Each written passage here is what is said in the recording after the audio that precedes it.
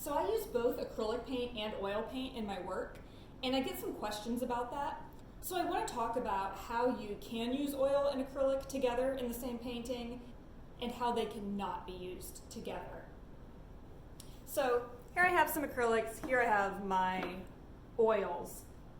First of all, you are never going to mix wet oil paint and wet acrylic paint together. They absolutely cannot be used together in that manner. Acrylic paint and oil paint are not compatible, so we will never mix them together to create a color or paint wet oil into wet acrylic or vice versa. Along those same lines, acrylic paints and oil paints have their own mediums. Acrylic mediums should only be used with acrylic paints. So here I have Flow-Aid is the main acrylic medium I use. And oil painting mediums can only be mixed with oil paints. So I have here my walnut alkyd medium and liquid. So these are both oil mediums that only work with oil paints. My Liquitex mediums are acrylic mediums, and they only work with acrylic paints.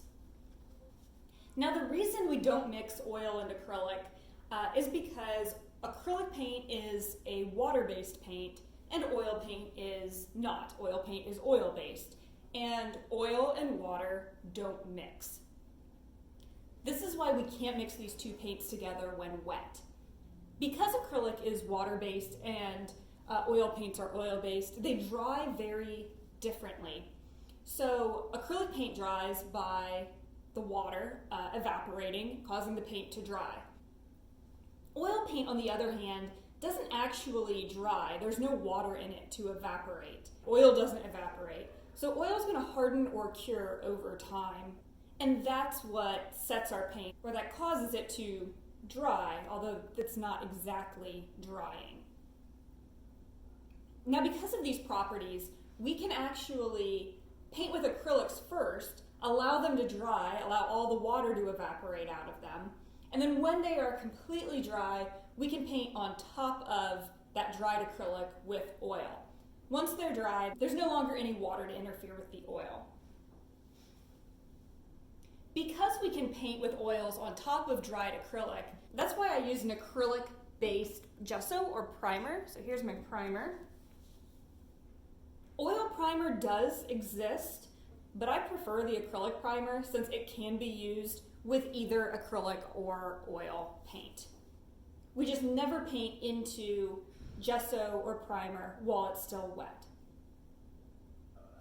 Now I've mentioned that oils can be painted on top of completely dry acrylic, which is what I do that allows me to use both of them in the same painting. I use my thinned acrylic paint in my underpaintings in those first underneath layers, the early stages. I let it completely dry, and then I work exclusively with oils and the oil medium on top. What we cannot do is paint acrylic on top of oil. So acrylic must always be our bottom layers, hence our gesso or our underpainting, but acrylic can never go on top of oil. So as long as you are following the rule of, dried acrylic primer, acrylic underpainting, thin, completely dry, and then going on top with oil, using them in that order, it's okay to use acrylic and oil in the same painting, and it can actually save us not only some steps in drying time at the beginning, but it's also just safer and better for our health. And that's why I've been working this way.